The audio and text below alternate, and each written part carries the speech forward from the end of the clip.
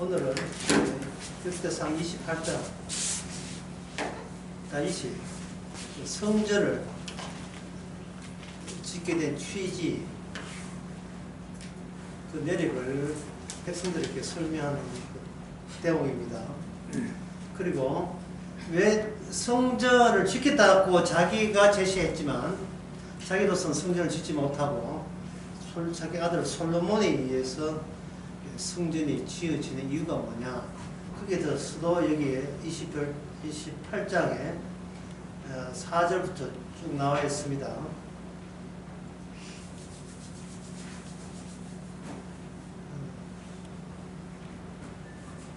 그 28장 3절에 보면 다윗은 성전을 짓지 못한다. 근데 솔로몬을 통해서는 성전을 짓는다. 6절에 솔로몬이 내 전을 건축하고 그렇게 나와 있습니다. 이유가 뭐냐?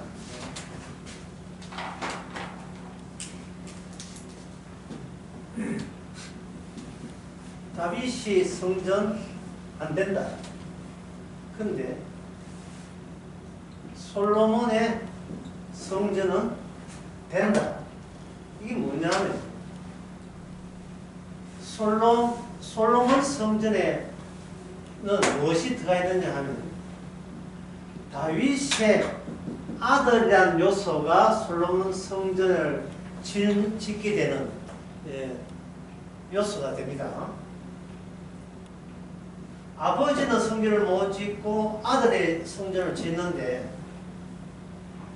다윗의 아들을 통해서 솔로몬 성전을 짓게 된 것은 이게 어떤 요소가 추가적으로 들어가느냐 하면 솔로몬의 너의 아들이 성전을 짓는다 라고 되어 있으면서 여기서 어떤 교차가 일어나요.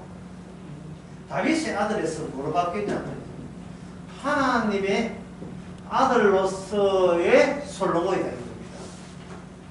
그러면 다윗의 아들로서의 솔로몬은 여기서 탈락이 되고 다윗의 아들 솔로몬의 탈락이 되는 말은 다윗의 아들이라는 말은 다윗의 탈락이 되고 그 탈락된 자리에 하나님이 들어감으로써 성전이 이루어진다는 거예요.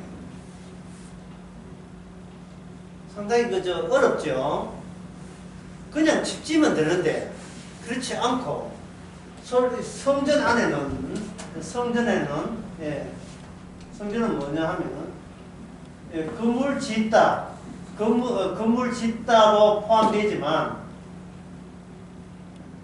내 아들이어야 한다 라는 것도 같이 두 개가 겸해하여 성전을 성전되게 하는 거예요. 내 아들이어야 된다. 하나님 아들이어야 돼요. 사람의 아들은 성전을 지을 수가 없습니다. 하나님의 아들이 돼야 돼요. 그것이 역대상 28장에 보면 여기에 6절에 내가 이르기를 너 아들 솔로몬은 내가 성전을 건축하고 하리니 이는 내가 저를 택하여 내 아들을 삼았다. 너 아들이 내 아들이 된다. 하나님이 이야기하시는 거예요. 솔로몬 너 아들이 뭐로 바뀌느냐? 이 하나님의 아들로 바뀌게 되는 거예요. 자, 이렇게 바뀐다는 거야. 바뀌는 이유가 어디에 있는가를 오늘 살펴봐야 돼요. 다윗은 왜 같으냐? 왜 다윗은 성전을 못 짓는가? 다윗은 설명하기를 3절에 나와 있습니다. 오직 하나님이 내게 이르시되 너는 군인이라 피를 흘렸으니 내 이름을 위하여 전을 건축하지 못한다 라고 되어 있어요. 하나님의 조건은, 성전 조건은 뭐냐 하면 성전의 조건은 내 이름다워야 한다. 이름다워야 한다. 그럼 내 이름 다울 때 성전은 그 이름에 하나님이 계시는데 내 이름 다워야 한다는 것은 어떤 요소가 빠지느냐 하면은 너가 땅에 피를 흘렸다는 겁니다. 흘렸다. 이 요소가, 땅에 피를 흘린 요소가 내 이름 답지 못한 요소가 된다라고 설명하고 있습니다. 성전 짓는 것도 이렇게 뭐 잘 재료하고 설계도면 있으면 되는 거 아니에요. 이 이 조건들이 왜 이렇게 많으냐? 많은 이유가 있어요. 그게 뭐냐면 성막과 성전이 달라요. 성막은 모세가 시내산에서 설계도대로 이 땅에 이스라엘 속에 함께 한 겁니다. 그러면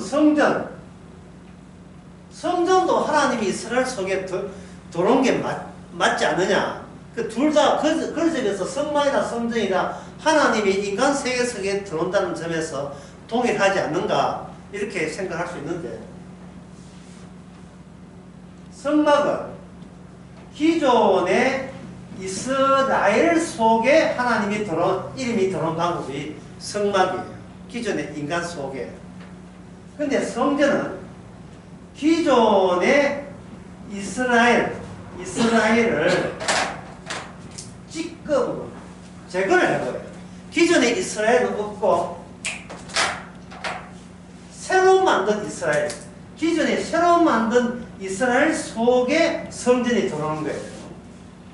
그러면 이건 뭐냐 하면 성막에서 성막에 있는 그 언약궤, 성막에 언약궤가 있었거든요. 언약궤가 성전에 그대로 들어오게 되면 이게 성막과 성전 사이에 연속성이 유지가 되지 않느냐라고 생각할 거예요. 성막은 한데 별로 좋지 않은 그런 천막 속에 생활한다면 성전은 그럴싸한 건물, 인간의 왕궁보다 화려한 그런 성전에 거한다는 점에서 어떤 연속성이 있을 게 아니냐라고 이렇게 생각하는데, 지금 제일 우리가 봐야 될 것은 땅에 피 흘렸다고 왜 성전을 못 짓느냐 하는 그 점을 여러분들이 파악을 해내야 돼요. 그건 뭐냐면 이 성전에 대해서 그 논리를 따져가면 굉장히 복잡하지만 이때는 결론부터 먼저 보는 것이 요령이 되겠습니다. 베드로전서 2장에 보면 이런 말씀 나와요.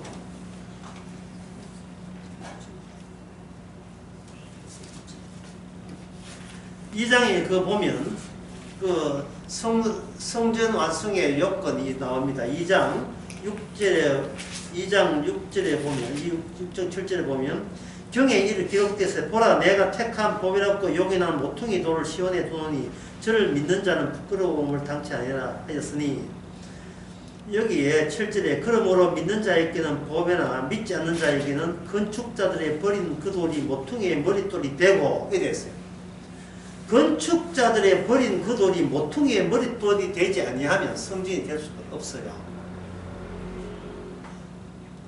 사람들이 버린 돌이 모퉁이의 머릿돌이 될 경우에만 이게 하나님께서 성전을 인정하는 거예요. 그게 왜 그러냐 하면은 하나님의 이름을 초명하고 하나님의 이름과 함께 살겠다는 그들에 의해서 버림받은 이름이어야 성전이 갖추어지는 겁니다. 성전이. 하나님이 인간에게 배척받는 하나님만이 성전의 모퉁이 되어야 된다 이 말이에요. 그 하나님 말이에요. 근데 성막은 뭐냐 하면 이스라엘이 스스로 살기 위해서 이스라엘이 살기 위해서 하나님의 성막과 언약궤와 함께 있으면 우리는 살 수 있다라고 생각한 게 성막이에요. 근데 성전은 뭐냐? 그렇게 생각한 너희들에게, 그런 이스라엘에게, 기존의 이스라엘에게 내가 버림받을 때 비로소 성전이 된다는 겁니다. 사람에게 버림받을 때 비로소 성전이 돼요. 건축자들의 버린 돌이, 사람들이 버렸다고 이 흔적이 남아있는 그 돌만이 성전을 이룰 수 있는 모퉁이 돌, 아주 시작점, 기초석이 되는 거예요.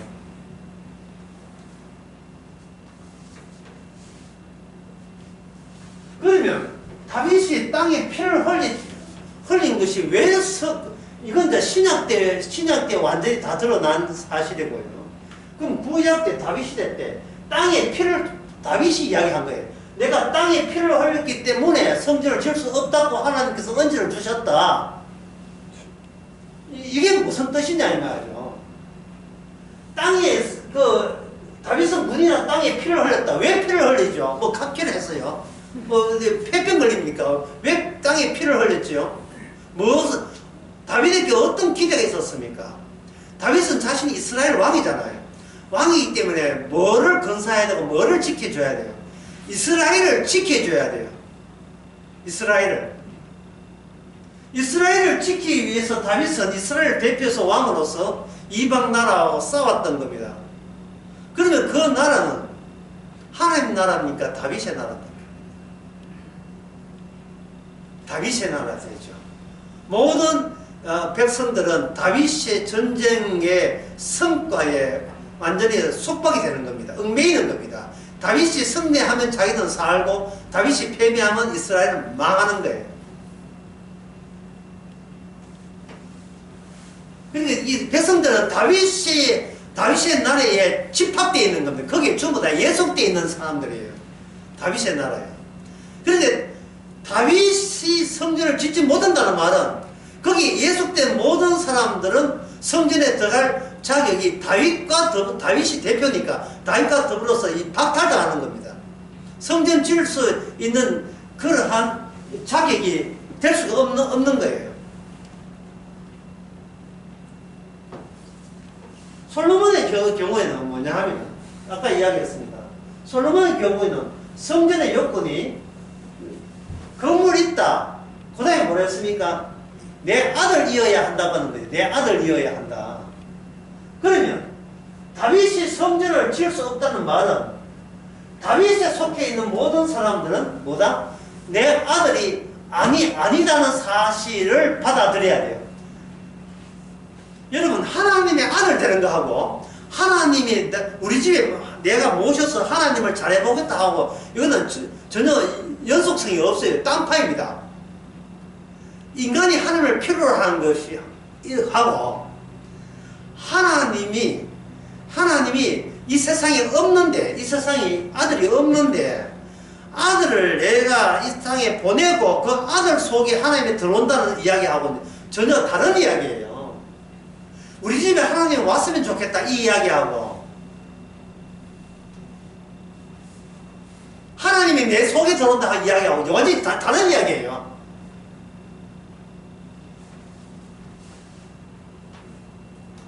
여러분 한번 물어봅시다. 하나님이 여러분을 도와줬으면 좋겠습니까? 아니면 하나님이 여러분 속에 들어왔으면 좋겠습니까? 어느 쪽입니까?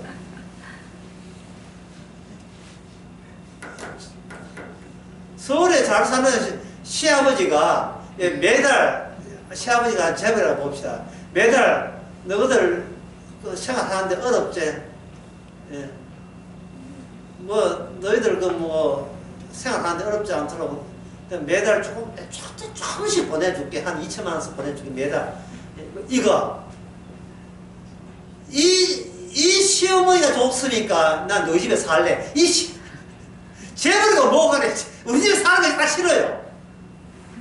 하나님의 목적은 우리 속에 들어오는 거예요. 우리 도와주는 게 아닙니다. 그거는 내게 있을 때 내 것이 있다는 조건 하에 하나님께 도움을 좀 받았으면 좋겠다는 생각이에요.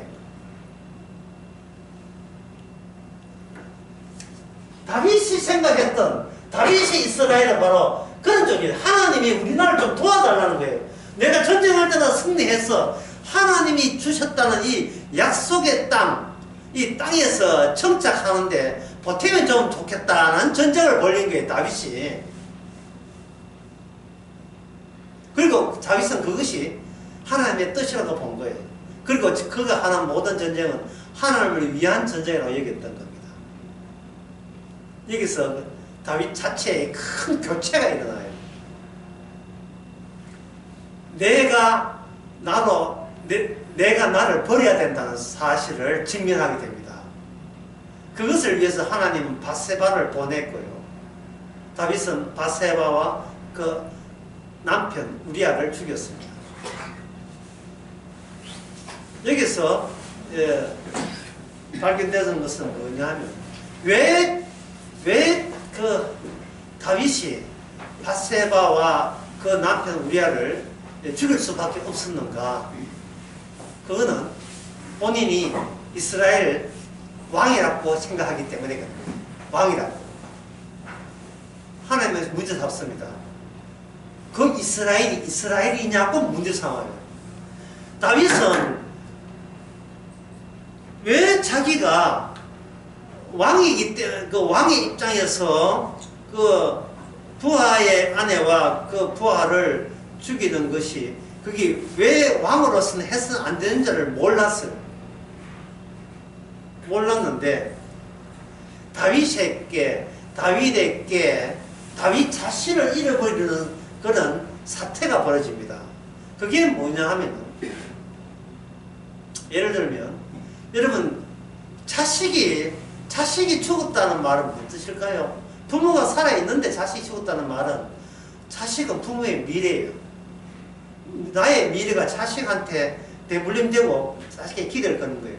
그러면 자식이 죽었다는 말은 곧 누구가 죽었다는 말이에요? 나의 미래가 잘렸다는 겁니다. 나의 미래는 없다가 돼요. 너는 여기서 미래는 수dom이 된 거예요. 자식이 죽으면 미래가 수dom이 되는 거예요. 다윗의 자식이 죽어요. 그 죽은 자식의 엄마가 누구냐? 임신한 자가 밧세바예요.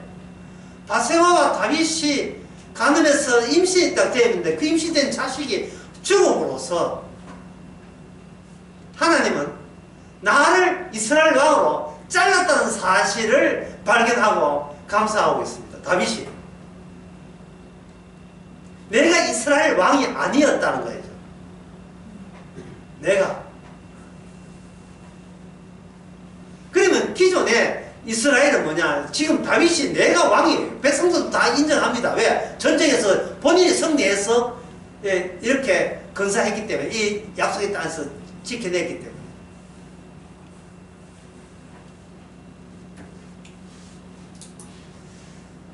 하나님은 그 밧세바와 아내 사이에 있던 그 아기를 난지 7일만 아기를 7일만 죽였거든요.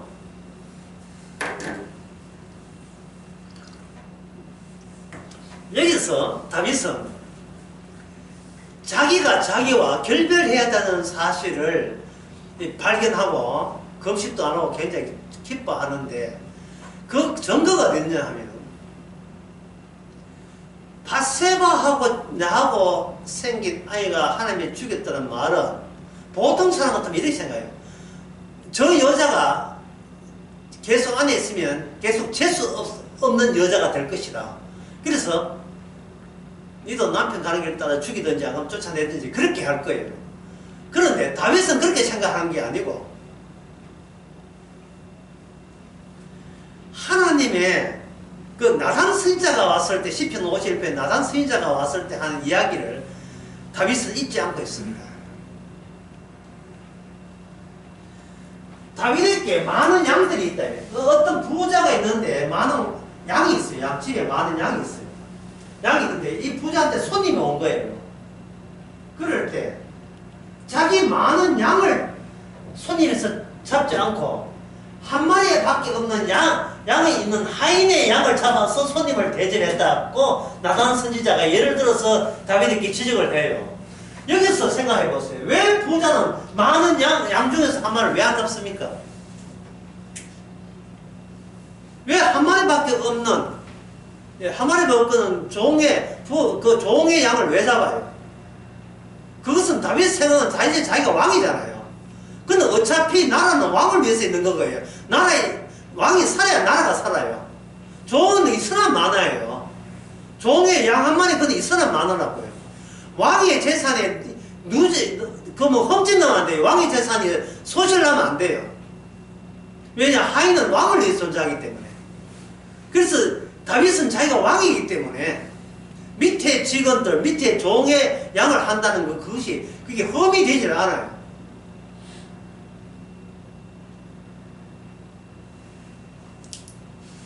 다윗은 그 그 이스라엘 자체의 전부를 할 수 있는 왕이기 때문에.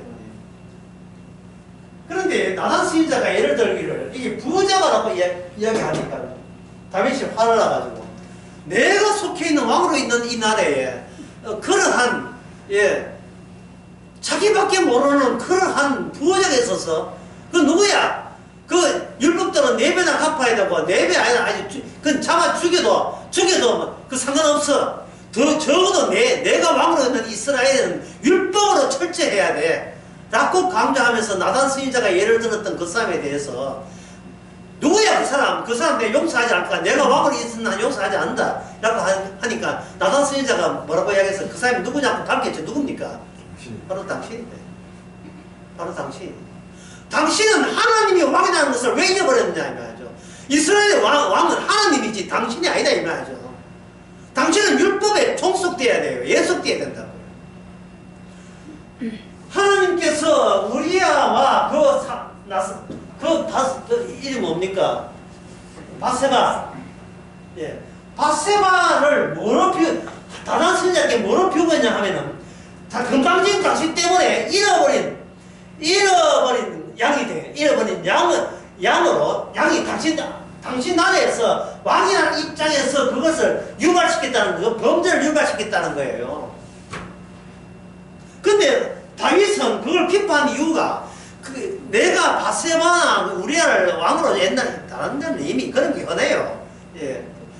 그 점을 꼭 집어서 하나님께서 나단 선지자를 보냈다는 말은 이 무슨 뜻이냐 하면은 이 이스라엘 나라는 내가 통치하는 게 아니고 율법이 통치하는 나라에 대해서 하나님은 영속성을 견지한다는 뜻에서 기뻤던 거예요. 아, 내가 잘나고 모자라고 아니라 내가 잘나고 모자라가 문제가 아니라 하나님은 나와 상관없이 하나님은 언약대로 율법대로 이 나라를 제대로 이어가게 했다는 것에 대해서 반겼던 겁니다. 그러면 우리야 바세바 그것을 바세바는 자기 남편 잃었고 자식 잃었잖아요. 그렇다면 이거는 뭘 뜻하느냐? 아까 성전의 조건이 돼요. 뭐냐? 잃어버린 사람들께 배제다가 잃어버린 것이 새로운 성전의 기초들이 되는 거예요. 새로운 성전에. 그러면 다윗은 거기에 대해서 가해자로 등장했고, 그러면 다윗은 뭐냐? 가해자인 나와 하나님의 혜택을 입은 나 사이에서 나와 빠이빠이를 해야 되는 거예요. 내가 나와 분리돼야 되고 내가 나와 결별돼야 돼요. 내가 둘로 쪼개지는 겁니다. 그 쪼개지면서 그 안에 뭐가 들어간다? 하나님의 억울하게 죽었던 우리의 그 피가 개입되면서 나는 내가 나를 버릴 수가 없었던 이제는 나를 과감하게 차버릴 수가 있었던 거예요. 다윗이. 하나님께서 바세바 애를 죽임으로써 다윗은 그 애의 죽음은 자기 자식이 죽었으니까 이건 다윗의 미래가 죽은 거예요. 다윗의 본인 자신이 미래가 없이 끊어진 거예요.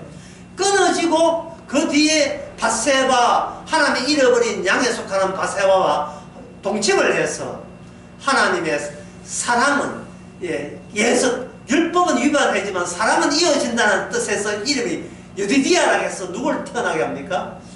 솔로몬이 태어나죠. 솔로몬이. 그러니까 성막에서 성전으로 바뀔 때는 어떤 조건이 있어야 된다? 바로 인간의 모든 하나님은 내 편해야 된다는 그것이 뭐로 바뀌어야 돼요? 연속성이 아니고 뭐로 바뀌어야 돼요? 앞에 불연속성. 다시 말해서 나는 구원받고자 하는 내가 나의 때 끊어져야 내가 구원받는 사람 돼요.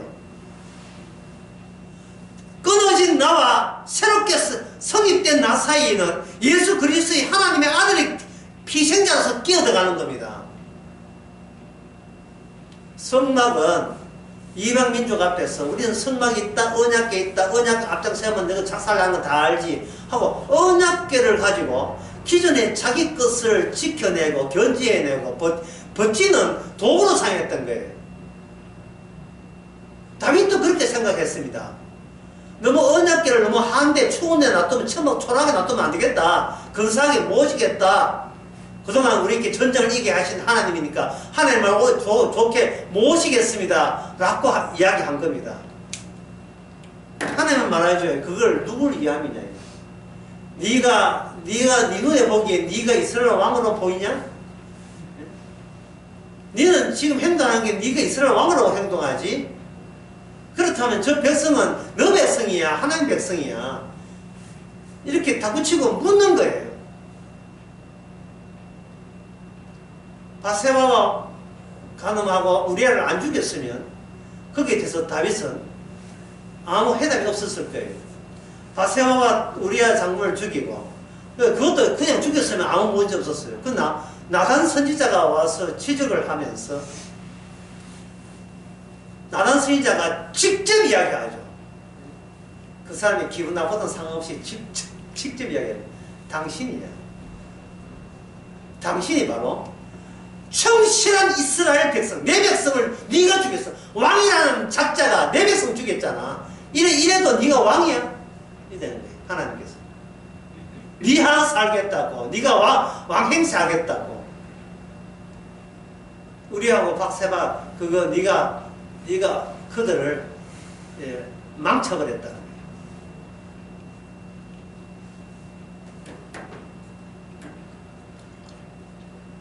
다윗은 그런 바세바를 헤어질 수가 없죠. 왜? 헤어지면 안 되죠. 나의 죄를 지적하기 위해서 율법으로 주어진 사건 자체를 자기가 왜 피해버립니까? 내를 죄라고 고발한 십자가를 우리가 왜 피해요? 십자가 아니면 어디서 내가 지옥 갈 사람이라는 것을 어떻게 알겠어요? 십자가 아니면 다 잘난 맛에 사는데요.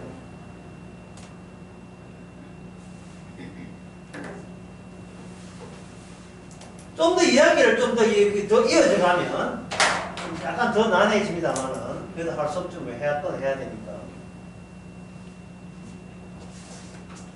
이 문제를 여러분들이 한번 생각해 보세요. 제가 질문을 한 적을 테니까요. 여러분 속으로 한번 답변해 보세요.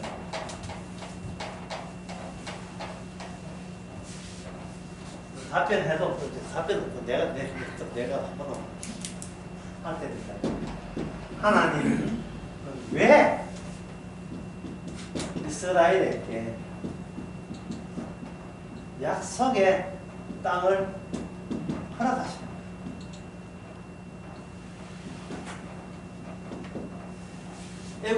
애굽이라는 땅에 살던 이스라엘을 왜 약속의 땅에 왜 살게 하시는가? 왜 살게 하시는가? 중간선 하면 답변하기 곤란하니까 제가 객관적으로 골라 잡기 하겠습니다. 1번 정착시키기.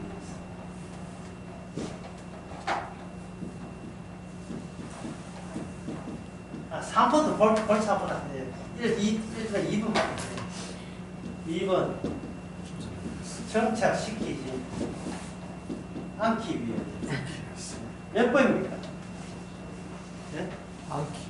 뭐 유도 모르면 무조건 유도 모르면서 이건 정답같이 보이죠.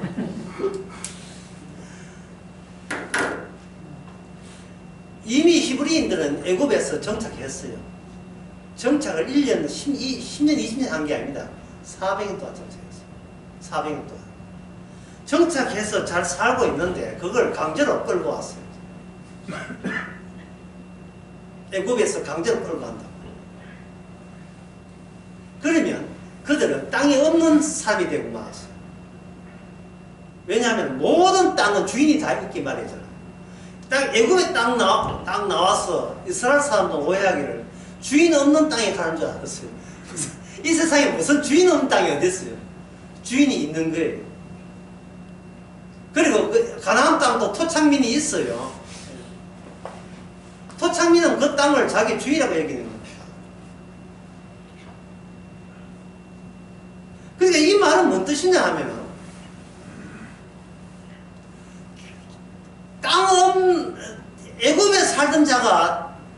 땅에서 그 강제로 이주했어요. 강제로 이주함으로써 땅이 없었다 이 말이죠. 땅이 없었는데 땅 없는 곳에 사는 줄 알았더니만 거기 가나안 땅에는 토착민들이 있었고 토착민들이 얼마나 강대한지, 예. 이거는 뭐 뺏을 수가 없어요. 전쟁 하나 많아. 이거는 우리가 이스라엘이 패배할 수밖에 없는 강력한 그 무기를 갖고 있는 약속의 가나안 땅에 있다 이 말이죠. 차이점이 뭐냐 하면 애굽에 살던 때는 그냥 애굽 땅에 살았는데 나올 때는 땅은 없는데 그 대신 하나님이 동행합니다. 땅은 없어요. 땅은 없는데 하나님과 동행해요. 하나님과 동행하는데 그러면 약속의 땅은 계속 동행하고 나가는 생각을 하지. 왜 약속의 땅은 왜 주시는가? 뭐가 문제냐 하면 이게 문제예요. 정착하는데 1번 땅에 정착할 것인가, 주의 이름에 정착할 것인가, 주의 이름 안에 정착할 것인가, 땅에 정착할 것인가, 이걸 이스라엘에게 묻는 거예요. 주의 이름이 아니라면 땅에서 정착하지 않겠다는 신앙심을 갖고 있는가를 확인해 보는 겁니다. 이스라엘 백성들은 드디어 하나님의 이름으로 약속의 땅에 여호수아만 정복해서 했죠. 땅에 딱 정복하자마자 뭘 날려버렸습니까? 하나님의 이름을 날려버린 거예요. 애굽에서 땅 위에 살았잖아요. 그러면 그 토착민들, 이스라엘이 아닌 그들도 땅 위에 살았죠. 이스라엘 사람들은 인간이 땅 위에 정착하는 것이 왜 나쁘냐는 거예요. 왜 나쁘냐. 이걸 이유를 알 수가 없었어요. 왜 나쁘냐. 정착하는 게 왜 나쁘냐. 빌보서 3장 20절에 뭐라고 했습니까? 우리의 시민권은 하늘에 있죠. 우리의 시민권은 하늘에 있죠. 이렇게 빌보서 3장 20절 우리의 시민권은 하늘에 있다고 제가 분명히 넌저시 언제를 했음에도 불구하고 목사님 울산에서 사는 게 왜 나쁩니까?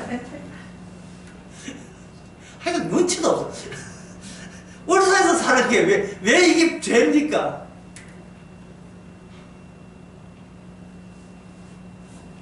주의 이름을 잃어버리면 그래요. 지금 주의 이름이 하늘에 있다. 그건 틀린 말이에요. 그럼 주의 이름은 어떤 분이냐? 땅에 오셔서 하늘에 가 계신 분이에요. 땅에 오셔서 땅을 훑어보시고 올라가신 분이거든요. 인자는 이 땅에 머리 둘 것도 없었으니까. 우리가 성경을 보면서 성경을 보는 이유가 우리의 신앙이 과연 제대로 된 신앙인가 이런 걸 확인하는 성령께서 성경을 보게 해요.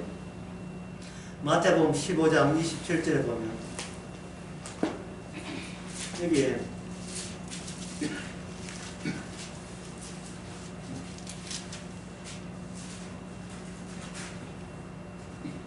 가나안 여자, 이렇게 수로보니게 여인인데, 이건 가나안 여인인데, 이방 여인입니다. 이방 여인이 와가지고, 자기 딸이 흉악한 귀신 들렸다고 해가지고, 예수님이 살짝이 옷깃을 만졌어요.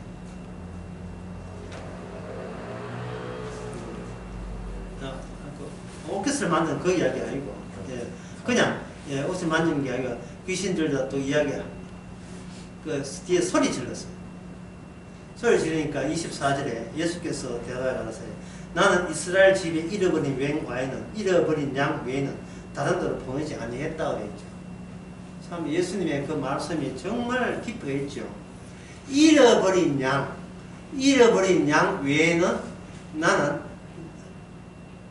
다른 사람을 구원하지 않는다. 분명히 언급했어요. 문제는 잃어버린 양이 있느냐 하는 거예요.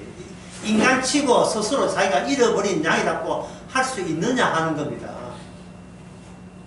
모든 인간은 다윗 같아가지고 정착하려고 해요. 정착하는 의지가 뭡니까? 안 잃어버리려고 하는 거예요. 내 힘으로 내가 내 인생 건사하려고 하는 건데 어떻게 지켜내려고 버티려고 하는 거예요.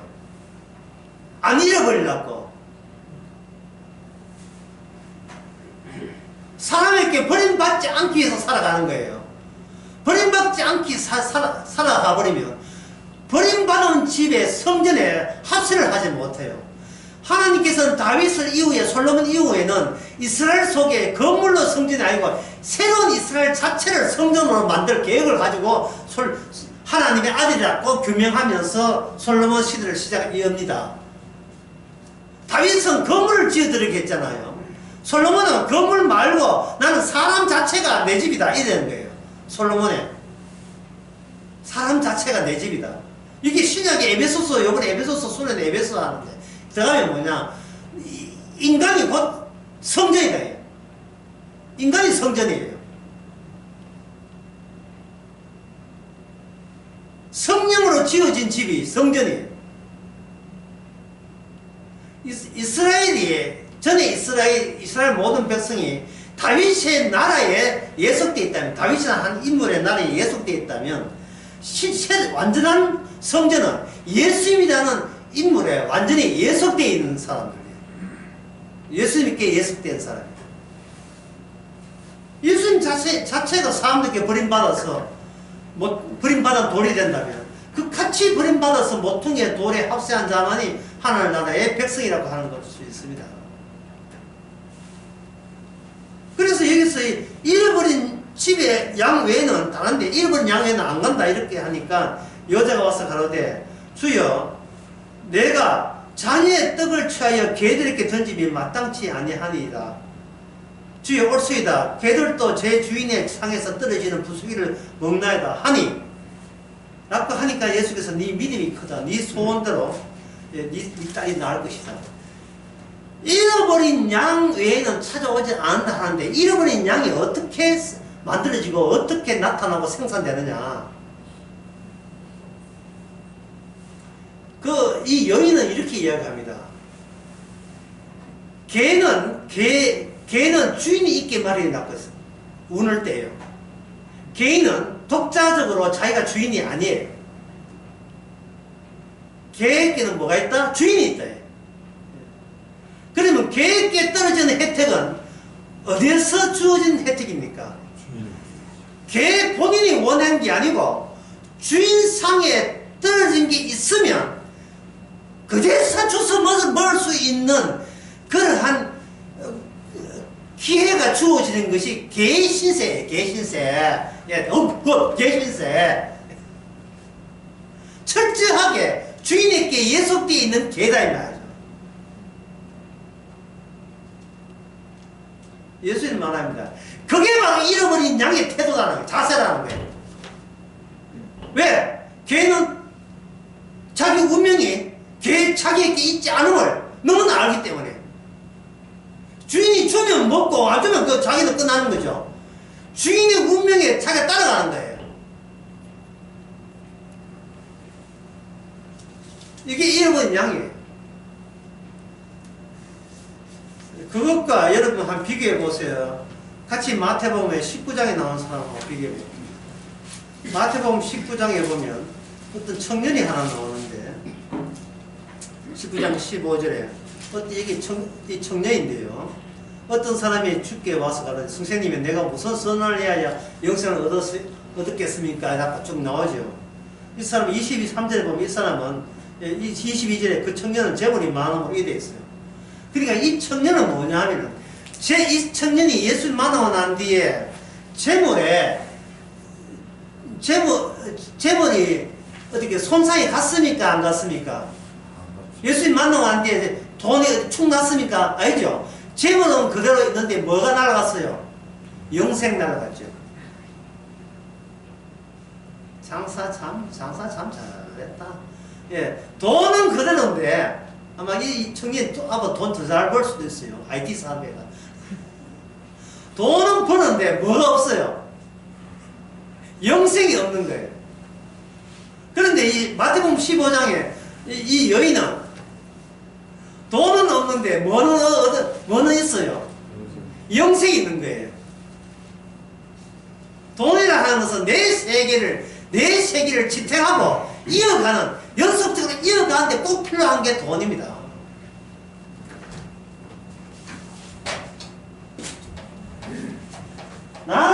땅에서 정착시키는데 꼭 힘이 되고 에너지 되는 게 돈이에요. 이거 벌금 걸로 벌금 서게요.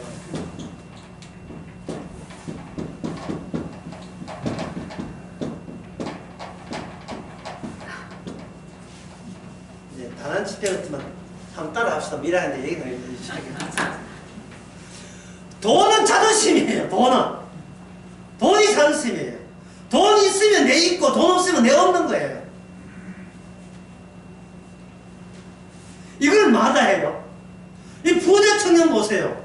얼마나 지혜롭습니까? 주께서 뭘 건드렸지요? 자존심을 건드렸죠. 네 많은 재산 다 팔고 빈털떼 해가지고 나를 따라오라. 그러면 그 청년은 그 말 듣고 계산했을 거예요. 돈이 없으면 뭘 어디서 못 산다? 땅에서 못 살지요. 그래, 땅에서 못 살면 나를 얻을 것이다. 그 뜻이에요. 땅에서 네가 더 이상 먹을 곳이 없으면 그제서 너는 나를 이해할 것이다. 이런 이야기예요. 이 이야기 듣고 청년만 놀란 게 아니라 누가 놀랬겠어요? 같이 있던 제자들이 놀랐어요. 제자들이 그다음부터 뭘 떨어요. 주여, 누가 구원받겠습니까? 네?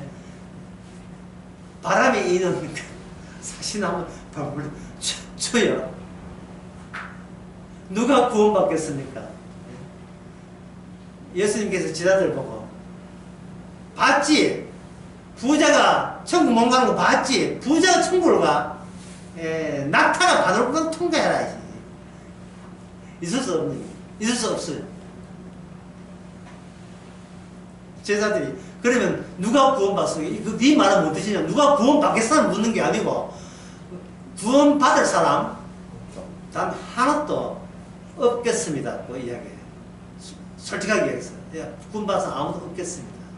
뭔 뜻이겠어요? 자기들은 예수님 붙어 다니는 이유가 있었어요.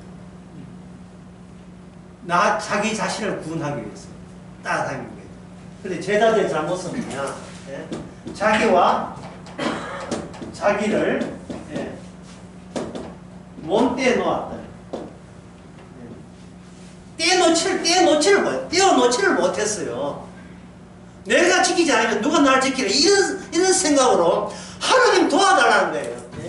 내가 현재 나의 A, 현재 A, 그럼 미래 그걸 나의 B라면 이 속에 연속성을 하기 위해서 연속해서 하나님이 여기서 은혜를 도와주셔야 내가 지금의 나중에 나가 됩니다. 지금은 세상에 있지만 나중에 천국 가는 내가 됩니다. 여기에 하나님이고 주님이고 예수님과 삼일체고 이렇게 개입해서 도와달라. 이것 때문에 사람들 교회 나오잖아요. 이게 부자 청년이라고. 이게 부자 청년이에요.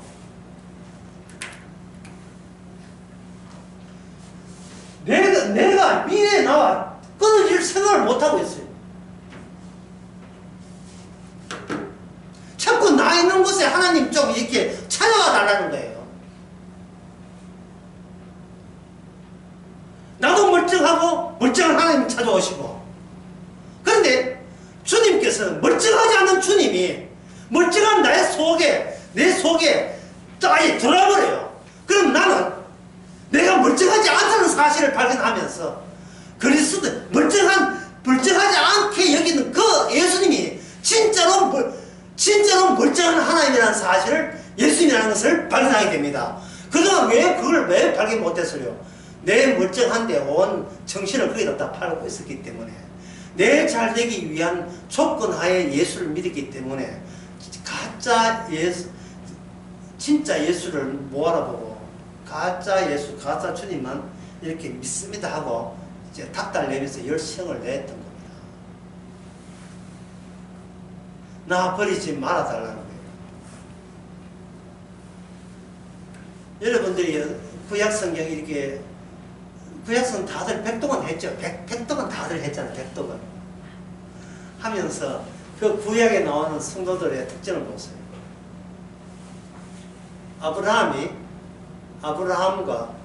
아브라함을 위해서 아브라함이 결별됐죠. 맞죠? 이스라엘을 위해서 야곱이 결별됐죠. 맞죠? 잘 나가는 이삭이 나중에 그 잘 나갔던 아버지 이삭이 거짓말에 당하는, 또 당해야만 마땅한 거짓 아버지, 축복을 엉뚱한데 축복을 준 아버지라고 하는 것을 들통났지요. 그리고 야곱의 형제들이 요셉을 통해서, 그래서 자기한테 하자가 있고 근원적으로 문제 있다는 것을 요셉을 통해서 발견하죠. 이게 구약에 하나님의 언약이 개입해서 그런 현상이 일어나는 이유가 뭡니까? 하나님의 뜻은 우리 속에 들어와서 우리가 꿍치고 우리가 못 넘는 나 자신을 놓아버리게 하는 그런 능력, 그런 능력이 우리 속에 들어오시는 주님의 능력의 효과입니다. 주님이 우리 속에 들어왔어요. 그래서 지난번 그 디도서에 3장에 나왔지만 사람의 자기 행함으로 어렵다함을 어찌를 구원을 받지 못한다 했어요. 자기 행함으로, 이건 행함으로 말미암지 않은 게 말한 게 아니다라고 하는 거예요. 갈라디아서 5장 24절. 예.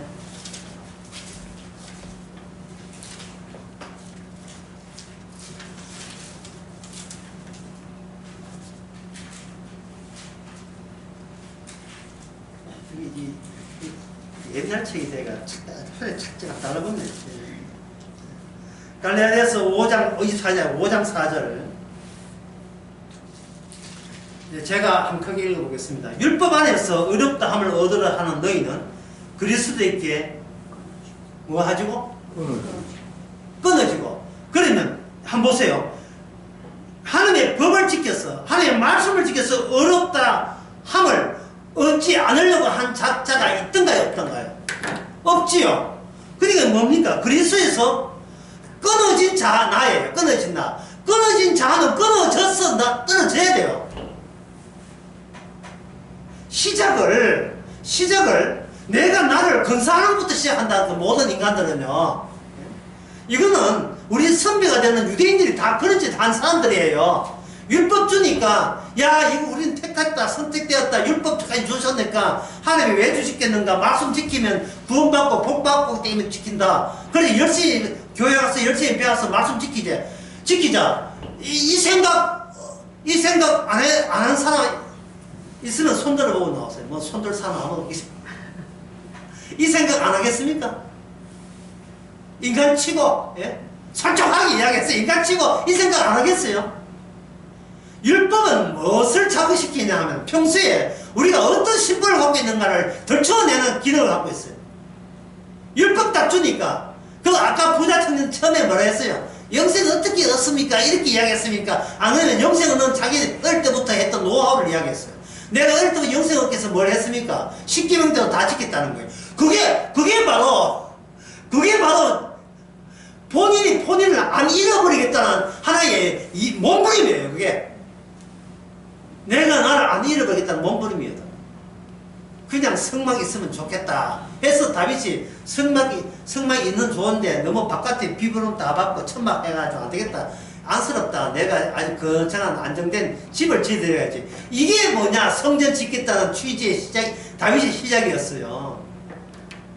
너 잘렸어, 너 아들이야 할 때, 내 아들, 그럼 아들 있어야 되지. 네 아들 죽었어. 뭔 뜻입니까?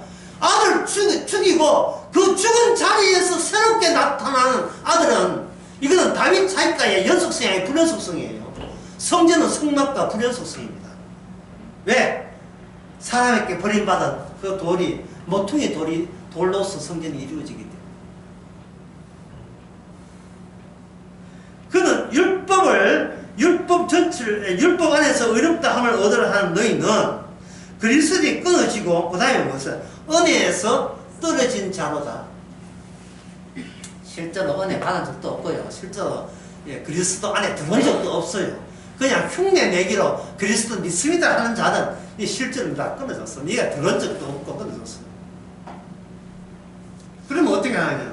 그 다음에 우리는 성령으로 믿음으로 쫓아야 돼요.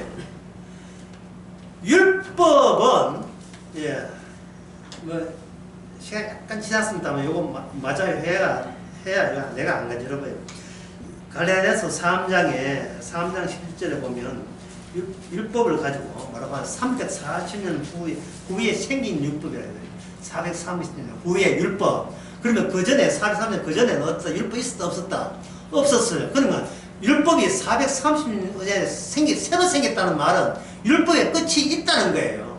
그걸 로마서 10장 4절에서는 그걸 율법의 마침이라 하는데, 율법은 들어갔다가 빠져나오기 위해서 율법을 준 거예요. 들어갔다가 빠져나오라. 그 탐색전이죠. 뭘 탐색합니까? 내가 모르는 나의 옛사람이 꿍꿍이가 얼마나 악마적인지 마귀적인지 탐색하다 들어갔다가 빠져나가요. 네 주제 파악도 안 되면서 네가 구원을 받겠다는 그 심보, 그게 십자가 지신 주님의 가는 길과 네가 같았고 보이느냐? 예. 갈라디아서 3장 10절에 율법으로 행위에 속한 자는 저주 아래 있다 라고 언급하는 겁니다. 율법에 맞춘가 하고요. 율법의 완성은 달라. 율법에 맞춰버리면 율법은 자기 기능 다 하고, 율법의 완성은 사랑입니다. 사랑은 내가 사랑한 게 아니고 주께서 일방적으로 사랑한 겁니다. 요거 아시고 싶으십시오.